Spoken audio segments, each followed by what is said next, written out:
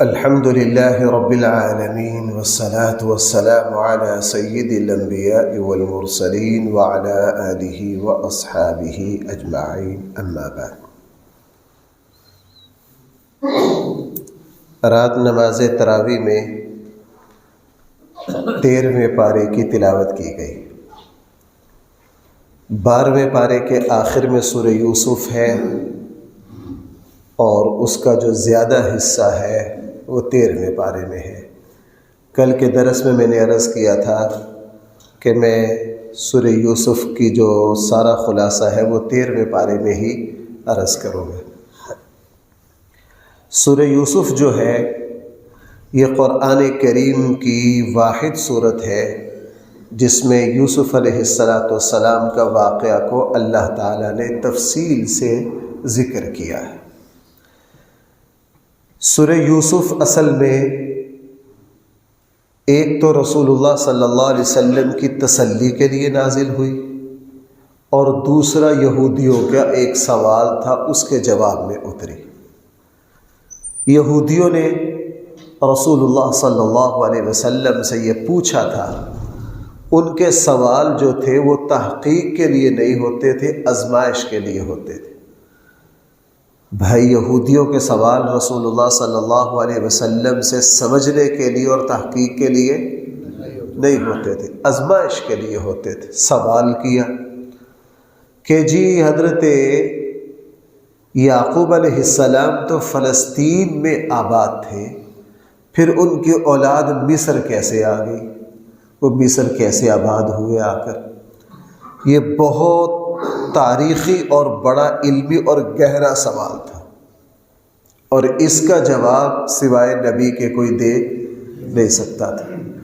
سورہ یوسف اتری، سورہ یوسف نے پوری تفصیل بتا دی کہ یعقوب علیہ السلام تھے تو فلسطین میں، ان کے ایک بیٹے اس طرح مراحل سے گزر کر مصر کی حکومت تک پہنچ گئے، تو حضرت یعقوب علیہ السلام کی اولاد اس طریقے سے مصر میں آ کر آباد ہو گئی۔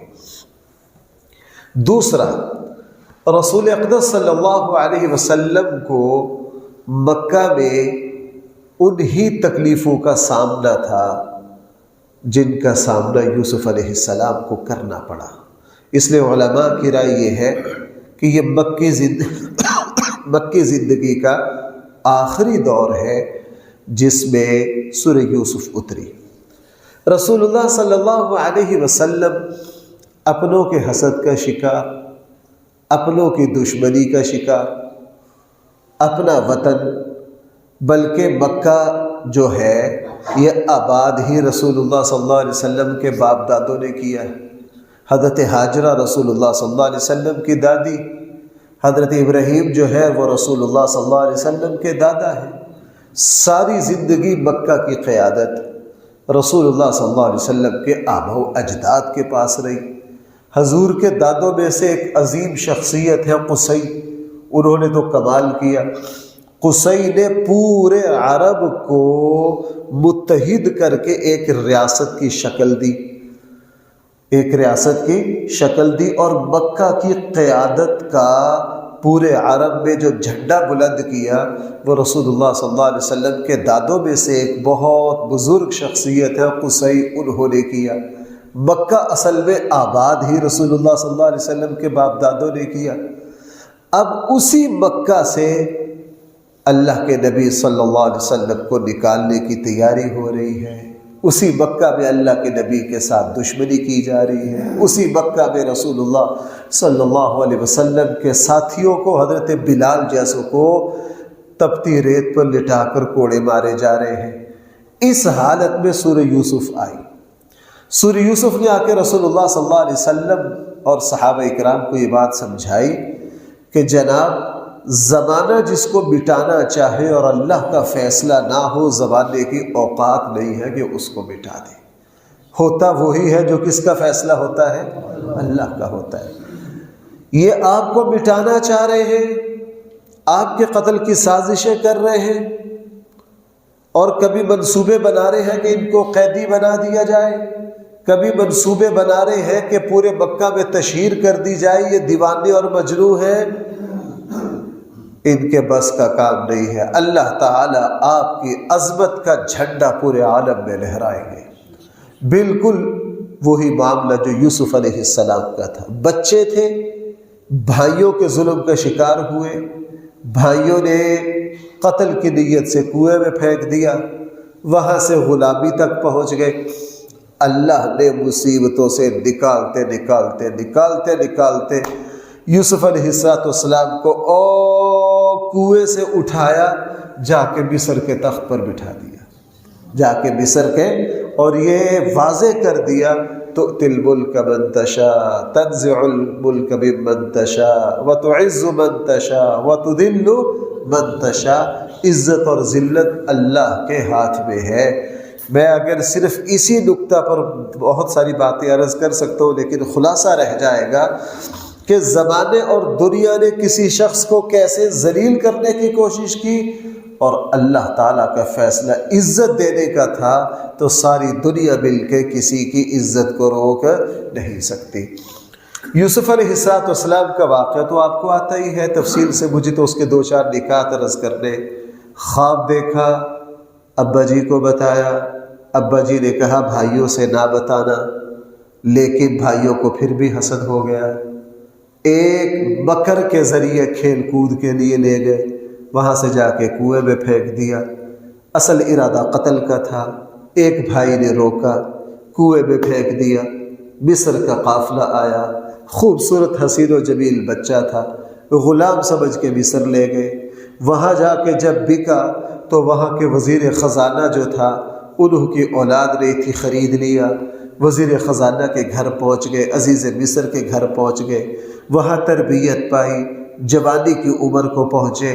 پھر اسی گھر میں ایک سخت ترین آزمائش آ گئی۔ اللہ نے اپنے فضل خاص سے یوسف علیہ السلام کو نکالا۔ نکالتے نکالتے خود حضرت یوسف نے دعا مانگی، اے اللہ ان لوگوں کے شر سے مجھے بچا، اگرچہ مجھے جیل ہی جانا پڑے۔ اللہ تعالیٰ نے دعا کو قبول کر کے یوسف علیہ السلام جیل چلے گئے۔ جیل میں جا کے اللہ تعالیٰ نے 7 سال کے بعد اپنا فضل خاص دکھایا۔ بادشاہ نے ایک خواب دیکھا، اس کے ذریعے یوسف علیہ السلام کو مصر کے بادشاہ تک پہنچا دیا، اور وہاں مقدمہ کی دوبارہ سماعت ہو کر پورے مصر کے سامنے یوسف علیہ السلام کی برات ظاہر ہو گئی۔ بادشاہ سمجھ گیا کہ یہ ذہین و فطین اللہ کا بندہ ہے، اور جو خواب میں بادشاہ کو مشکل حالات دکھائے گئے تھے، یوسف علیہ السلام نے ان سے مقابلے کا طریقہ سکھا دیا۔ کرتے کرتے مصر کے جو بادشاہ تھے انہوں نے اپنا ولی عہد بنا دیا۔ ان کے انتقال کے بعد مصر کے بادشاہ بن گئے۔ علاقے میں قحط پڑا، بھائی جو تھے وہ فلسطین سے غلہ لینے مصر گئے، پتہ چلا مصر کے بادشاہ بڑے سخی آدمی ہیں۔ وہاں جا کے انکشاف ہوا، جناب یہ تو وہی ہمارا بھائی ہے جس کو کنویں میں پھینکا تھا۔ جب سارا راز کھلا تو حضرت یوسف علیہ السلام نے اپنے بھائیوں سے کوئی انتقام نہیں لیا، ان کو اللہ کے لیے کیا کر دیا؟ معاف کر دیا۔ واقعہ مشہور ہے۔ اس واقعہ میں 3-4 عبرتیں ہیں جو میرے اور آپ کے لیے بہت سمجھ کا سامان رکھتی ہیں۔ خواب دیکھا، ابا جی سے ذکر کیا، ابا جی نے کہا بیٹا اپنا خواب بھائیوں سے ذکر نہ کرنا، آپس میں حسد آ جائے گا۔ جہاں حسد آ جائے وہاں بھائی بھائی کا گلا کاٹ دیتا ہے۔ اسی لیے رسول اللہ صلی اللہ علیہ وسلم نے حسد پر بڑی سختی سے، اسلام نے حسد کو حرام قرار دیا، چونکہ جہاں حسد آتا ہے تو وہاں تباہی بن جاتی ہے۔ یوسف علیہ السلام پر سگے بھائیوں نے حسد کیا، دیکھ لیجئے کیا ہوا۔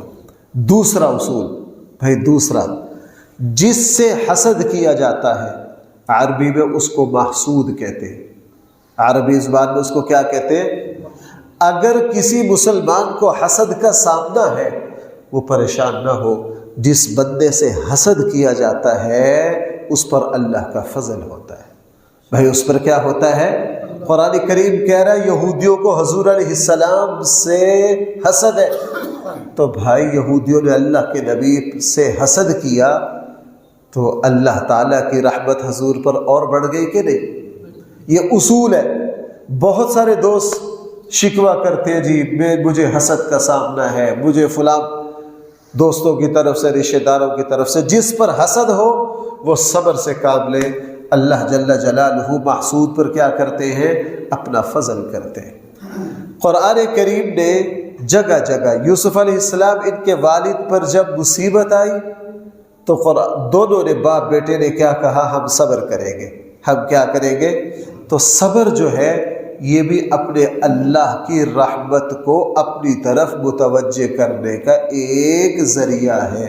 امام غزالی نے ایک بڑی پیاری بات لکھی ہے، فرمایا ممکن ہی نہیں کہ کوئی مسلمان صبر کرے اور ناکامی کا شکار ہو جائے۔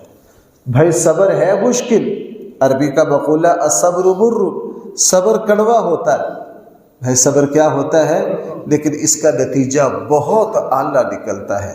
ہم جلد بازی میں آ جاتے ہیں۔ انبیاء علیہ السلام کی زندگی یہ بتا رہی ہے، انہوں نے مشکل میں صبر سے کام لیا۔ بھائی جو مسلمان صبر کرنا سیکھ جاتا ہے، آپ دیکھیں گے کہ وہ ضرور منزل اور کامیابیوں تک پہنچ جاتا ہے۔ یہاں حضرت یعقوب علیہ السلام، حضرت یوسف علیہ السلام، دونوں باپ بیٹا کیا کہہ رہے ہیں؟ ہم کیا کریں گے؟ صبر کریں گے۔ اللہ نے صبر کے ذریعے ان کو نکال لیا۔ اور بھائی اس واقعہ میں جو میں نے شروع میں عرض کیا، حضرت یوسف علیہ السلام کا یہ واقعہ یہ بھی بتاتا ہے کہ عزت اور ذلت اللہ کے ہاتھ میں ہے۔ عزت اور ذلت کس کے ہاتھ میں ہے؟ اللہ کے ہاتھ میں۔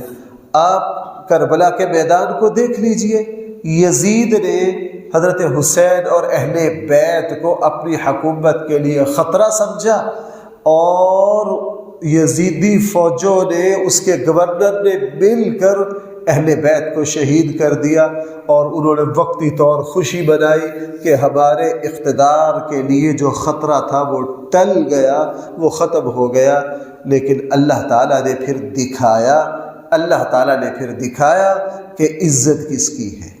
اللہ تعالیٰ نے حضرت حسین اور اہل بیت کی عزت کو امر کر دیا، اور یزید کو پوچھنے والا کوئی نہیں ہے۔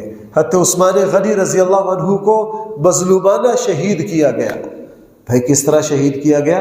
مظلومانہ شہید کیا گیا۔ نماز جنازہ پڑھنے والے بھی 3-4 بندے ہیں حضرت عثمان غنی کے۔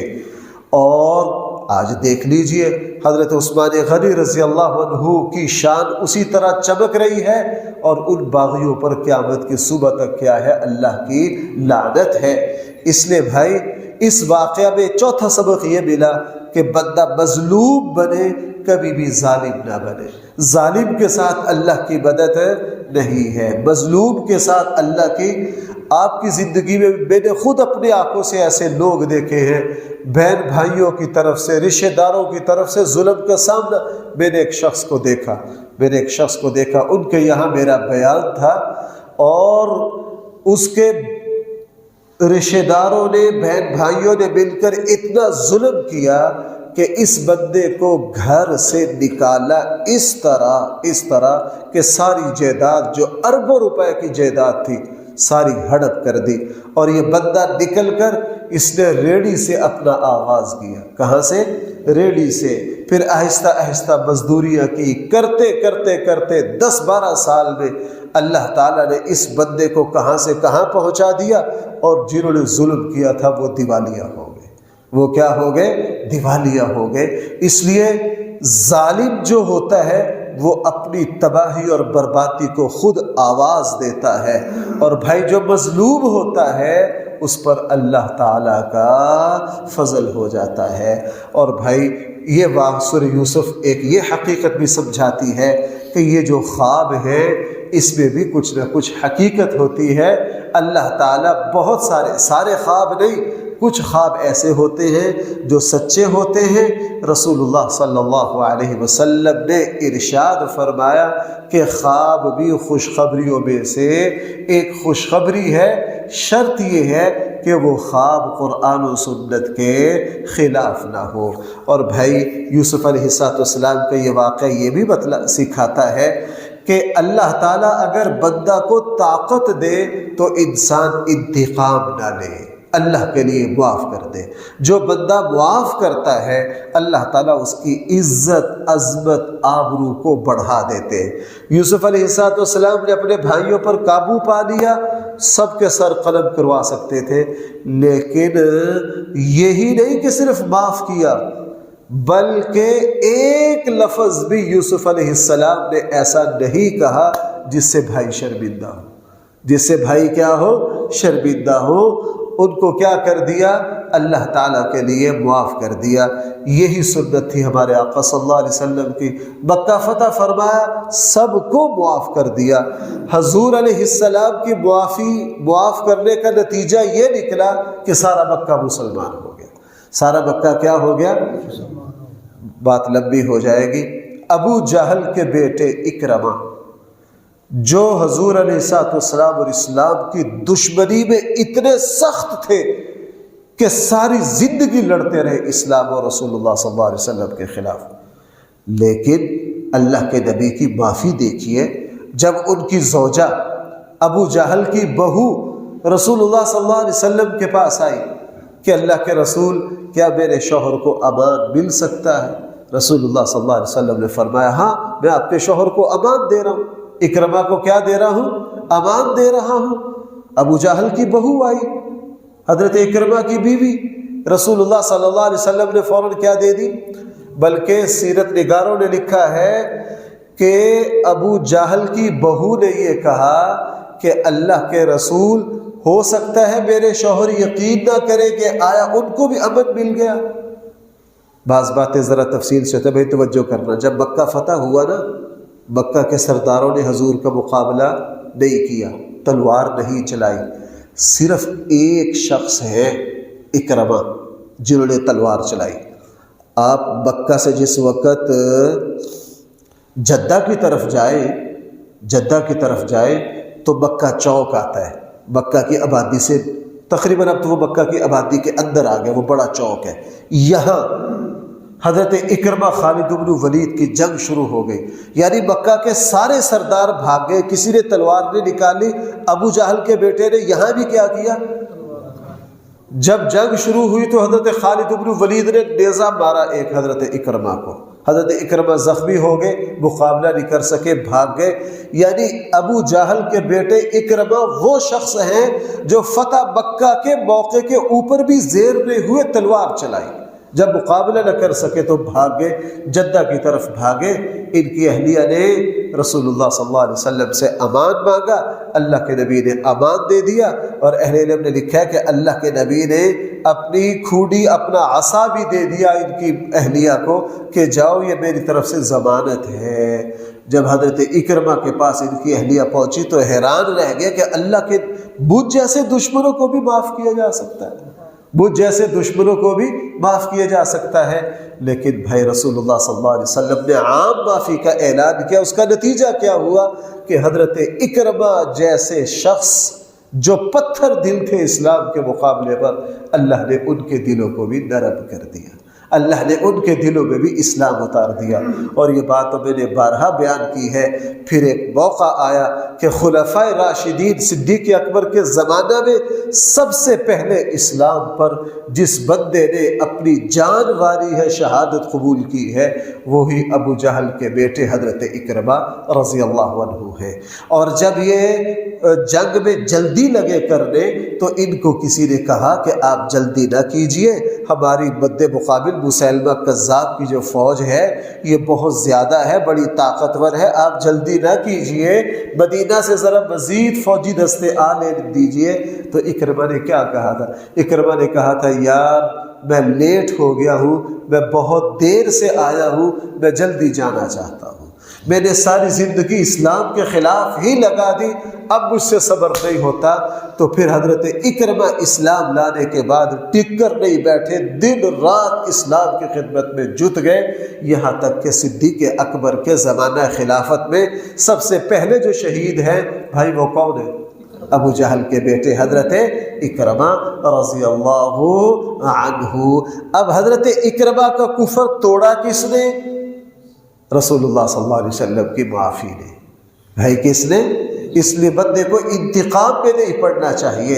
اللہ طاقت دے دے، تو اللہ کے لیے کیا کر دیا جائے؟ معاف کر دیا جائے۔ اور بھائی یہ جو 13واں پارہ ہے، اس میں قرآن کریم نے رسول اللہ صلی اللہ علیہ وسلم کی زبان مبارک سے اعلان کروایا، نبی جی آپ لوگوں کو کہہ دیجئے کہ میرا کام یہ ہے کہ میں لوگوں کو اللہ کی طرف بلاؤں۔ بھائی کس کی طرف بلاؤں؟ مسلمان کا فریضہ ہے انسانیت کو اللہ کی طرف بلائے۔ اور بھائی مجھے معاف کرنا، جب تک مسلمان انسانوں کو اللہ کی طرف بلاتے رہے اسلام پھیلتا رہا۔ جب ہم آپس میں مسلکی جھگڑوں میں پڑ گئے، ایک دوسرے کو کافر بنانے میں لگ گئے، تو اسلام کی اشاعت رک گئی۔ بھائی میں کیا کہہ رہا ہوں؟ آپ میری بات پہ غور کر رہے ہیں؟ ہذہ سبیلی ادعو الی اللہ، ہمیں اذان میں کیا سکھایا گیا تھا؟ میرا مسلک زندہ باد۔ ہم اذان میں بھائی یہ کہتے ہیں، بھائی اذان میں کیا کہتے ہیں؟ اللہ اکبر اللہ اکبر، اشہد ان لا الہ اشہد ان محمد۔ مسلمان جب تک اذان کے مضمون پر کھڑا رہا، پوری دنیا میں اسلام پھیلتا رہا۔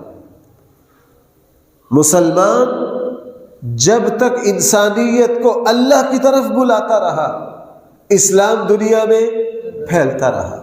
جب سے ہم نے اللہ کی طرف بلانا چھوڑ دیا تو ہم نے جانا کراچی کی طرف ہو اور گاڑی کا رخ اسلام آباد کی طرف ہو جائے تو بھائی ہم کراچی پہنچ سکتے؟ ہمارا رخ تبدیل ہو گیا، ہمارا رخ آپس میں تو ہو گیا۔ اللہ معاف فرمائے، فلاں بھی کافر، فلاں بھی گستاخ، فلاں بھی کافر، فلاں بھی کافر، فلاں بھی کافر۔ تو ان سے پوچھئے یار ساری دنیا کافر ہے، تم نے کوئی، وہ کسی کہنے والے نے کیا ہی تبصرہ کیا تھا، اس نے کہا ہمارے آباء و اجداد وہ تھے جو کافروں کو مسلمان بناتے ہیں، اور آج ہم ہیں جو مسلمانوں کو ہی کافر بنا رہے ہیں، جو مسلمانوں کو ہی کیا کر رہے ہیں؟ کافر بنا رہے ہیں۔ اللہ تعالی ہمیں صحیح سمجھ عطا فرمائے۔ قرآن کریم نے سورہ رعد میں ایک یہ بات ارشاد فرمائی ہے، بہت ساری نعمتوں کا تذکرہ کیا ہے، ہم نے تمہارے لیے یہ پھل پیدا کیا، یہ کیا، یہ کیا، یہ کیا۔ قرآن کریم نعمتوں کا تذکرہ کرتا ہے، سورہ رحمان میں تو ہے ہی ساری نعمتیں ہی نعمتیں، اس لیے کہ بندہ جب اللہ کی نعمتوں پر غور کرتا ہے تو اس سے بندہ کا اپنے رب سے رشتہ مضبوط ہوتا ہے۔ اس لیے قرآن کریم نے جگہ جگہ فرمایا تم اللہ کی نعمتوں کا شکریہ ادا کرو، اللہ کی نعمتوں کا اظہار کرو، اللہ کی نعمتوں کا تذکرہ کرو، اللہ کی نعمتوں کو سوچو، تنہائی میں بیٹھ کے مراقبہ کرو، یار میرے اوپر اللہ کے کتنے انعامات ہیں۔ جو مسلمان اللہ سے ملنے والی نعمتوں کو سوچتا رہتا ہے اس میں شکر کا جذبہ بڑھتا رہتا ہے اور اس کا اپنے اللہ سے رشتہ مضبوط ہوتا رہتا ہے۔ سورہ رعد میں قرآن کریم نے ایک یہ بات ارشاد فرمائی ہے کہ کفر اور ریاکاری دکھلاوا اس کی مثال اس طرح ہے جس طرح پانی کے اوپر تیرنے والا گرد و غبار اور گند اور جھاگ جس کے اندر کوئی طاقت نہیں ہوتی۔ یہ جو کفر ہے، یہ جو برے اعمال ہیں، یہ کھوٹے سکے ہیں، کل قیامت والے دن یہ وہاں چل نہیں سکیں گے۔ قرآن کریم نے ایک یہ بات ارشاد فرمائی ہے، لوگوں اگر دلوں کا سکون چاہتے ہو تو اللہ کو یاد کرو، اگر دل کا سکون چاہتے ہو تو کس کو یاد کرو؟ اللہ کو یاد کرو۔ اعلیٰ سے اعلیٰ گاڑی، اعلیٰ سے اعلیٰ رہائش، اعلیٰ سے اعلیٰ لباس، قیمتی سے قیمتی موبائل، یہ جو چیزیں ہیں اللہ نے سکون ان میں نہیں رکھا۔ سکون اور اطمینان جو ہے وہ تو بھائی کس میں ہے؟ اللہ کی یاد میں ہے۔ جو مسلمان جتنا اللہ کی یاد میں لگا رہے گا اتنا ہی اللہ تعالیٰ اس کو دنیا میں سکون عطا فرمائے گے۔ ایک یہ بات ارشاد فرمائی ہے، لوگوں اگر تم یہ چاہتے ہو ہماری نعمتیں بڑھتی رہے، اگر تم یہ چاہتے ہو کہ ہمارے کاروباروں میں برکتیں آئے، اگر تم یہ چاہتے ہو کہ اللہ تعالیٰ نے جو نعمتیں ہمیں دی ہیں ان میں اضافہ ہوتا رہے تو تم اللہ کا شکر ادا کرو۔ جتنا اس کا شکریہ ادا کرو گے اتنا ہی اللہ تعالیٰ اپنی نعمتوں کو بڑھاتے رہیں گے۔ ایک یہ بات ارشاد فرمائی ہے، لوگوں ایک دن آنے والا ہے جس دن سوائے نیکی کے اور کوئی چیز کام نہیں آئے گی، نہ کوئی جگری دوست تمہارا ساتھ دے گا، نہ تمہاری مال و دولت تمہاری مدد کے لیے کھڑی ہوگی۔ کل قیامت والے دن جو چیز تمہارے کام آئے گی وہ صرف اور صرف کیا ہے؟ تمہارا نیک عمل ہے، تمہارا ایمان ہے۔ اس لیے تم اپنا قیمتی اثاثہ جو ہے وہ اپنے ایمان اور نیک عمل کو سمجھو۔ پھر 13ویں پارے کے آخر میں ابراہیم علیہ السلام کی دعائیں ذکر کی ہیں۔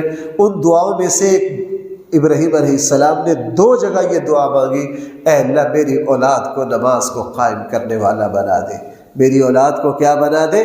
ابراہیم علیہ السلام کی یہ دعا مجھے اور آپ کو یہ سمجھا رہی ہے کہ جس طرح ہمیں خود نیک بننا ہے، اس طرح اپنی اولاد کو نیک بنانے کی کوشش کرنی ہے۔ یہ اولاد کو اگر ہم نیک بنا گئے، یہ ہمارے لیے صدقہ جاریہ ہے۔ ہمارے آقا صلی اللہ علیہ وسلم نے کیا فرمایا؟ جب تم دنیا سے چلے جاؤ گے تمہارا نامہ اعمال کیا ہو جائے گا؟ تمہارا جو نیکیوں کا اکاؤنٹ ہے وہ بند ہو جائے گا۔ وہ کیا ہو جائے گا؟ بند ہو جائے گا۔ ہاں، تمہاری اولاد جو نیکی کرتی رہے گی یہ تمہارے نامہ اعمال میں لکھا جاتا رہے گا۔ وہ خوش نصیب ہے مسلمان جس کو دنیا سے گئے ہوئے 50 سال ہو گئے، 60 سال ہو گئے، 70 سال ہو گئے، اس کے 60-70 سال بعد تک اس کی اولاد نیکی پر لگی رہی، تو بھائی اولاد کی 70 سال کی نیکیاں کس کے نامہ اعمال میں جاری ہے؟ باپ ان کو بھی اجر مل رہا ہے۔ اچھا، وہ اولاد آگے اپنی اولاد کو نیکیوں پہ لگا گئی تو بھائی پھر یہ سلسلہ چلتے چلتے سب کی نیکیاں کدھر جا رہی ہیں؟ اس بڑے بزرگ کی طرف جس نے اپنی اولاد کو، میں کئی مرتبہ یہ بات عرض کرتا ہوں، پوری امت جتنی نیکیاں کر رہی ہے یہ ساری نیکیوں کا اجر پوری امت کو بھی مل رہا ہے، لیکن سب کی نیکیوں کا اجر ہمارے آقا، چونکہ یہ ہدایت کا چراغ کون ہے؟ ہمارے آقا صلی اللہ علیہ وسلم۔ یہ اسلام کا جو نور پھوٹا ہے یہ کس سے پھوٹا ہے؟ ہمارے آقا صلی اللہ علیہ وسلم سے۔ اس لیے ابراہیم علیہ السلام کی دعاؤں میں یہ بات بار بار ہے، رب اجعلنی مقیم الصلاۃ، اے اللہ مجھے میری اولاد کو نیکی پر کھڑا کر دے، نماز کو قائم کرنے والا بنا دے۔ ایک مسلمان کبھی بھی اس چیز سے غافل نہیں ہو سکتا۔ بھائی میری بات سنو، آخری بات، ایک مسلمان کبھی بھی اس بارے میں کوتاہی نہیں کر سکتا۔ ہمارے ایک بزرگ، میں تو اتنی جسارت نہیں کر سکتا، ہمارے ایک بزرگ فرمایا کرتے تھے کہ میں تو ایسے شخص کو کامل مسلمان ماننے کے لیے ہی تیار نہیں ہوں جو اپنی اولاد کے دین کی فکر نہ کرے، جو اپنے اولاد کی، ایک شخص وہ ہے خود نماز پڑھتا ہے، خود سارا کچھ کرتا ہے، بچے جو کچھ کر رہے ہیں بہت اچھا، اس کو بچوں کی بے دینی سے کوئی تکلیف نہیں ہوتی، اس کے ایمان کو خطرہ ہے۔ ایک حدیث سنا کے بات مکمل کروں۔ حدیث مبارکہ میں کیا آتا ہے کہ حضرت آدم علیہ السلام رسول اللہ صلی اللہ علیہ وسلم نے فرمایا، معراج کی احادیث میں بھی یہ بات ہے، کئی طرح احادیث میں اس کا تذکرہ ہے کہ حضرت آدم علیہ السلام کو دکھایا گیا کہ ان کے دائیں کندھے سے ان کی لاکھوں کی تعداد میں اولاد نکلی۔ آدم علیہ السلام ان کو دیکھ کر خوش ہوئے، بائیں کندھے سے بھی لاکھوں کروڑوں کی تعداد میں اولاد نکلی، اس کو دیکھ کر دکھی اور پریشان ہو گئے۔ رسول اللہ صلی اللہ علیہ وسلم نے حضرت جبرائیل سے پوچھا یہ بزرگ شخصیت کون ہے؟ بتایا گیا آدم علیہ السلام ہے۔ یہ جو دائیں بازو سے نکلے ہیں یہ کون ہے؟ فرمایا یہ ان کی نیک اولاد ہے۔ یہ ان کو دیکھ کر خوش کیوں ہو رہے ہیں؟ یہ ساری نیک اولاد ہے، اولاد کی نیکی کو دیکھ کر خوش ہو رہے۔ یہ جو بائیں کندھے سے نکلے ہیں یہ کون ہے؟ یہ بھی ان کی اولاد ہے۔ ان کو دیکھ کر پریشان اور رو کیوں رہے ہیں؟ اس وجہ سے کہ یہ ساری نالائق اولاد ہے، اس کو دیکھ کر کیا ہو رہے ہیں؟ پریشان ہو رہے ہیں۔ اس لیے بھائیوں، مجھے اور آپ کو جہاں ہم اپنے دین کی فکر کرتے ہیں، اپنے گھر، اپنے خاندان، اپنی اولاد کو بھی دیندار بنانے کی کوشش کرنی ہے۔ اللہ تعالی ہم سب کو صحیح سمجھ عطا فرمائے۔ الحمدللہ رب العالمین والصلاة والسلام علی سید الانبیاء والمرسلین وعلی آلہ واصحابہ اجمعین۔ ربنا آتنا فی الدنیا حسنہ وفی الآخرة حسنہ وقنا عذاب النار۔ صلی اللہ تعالی علی خیر خلقہ سیدنا مولانا محمد وآلہ واصحابہ اجمعین برحمتک یا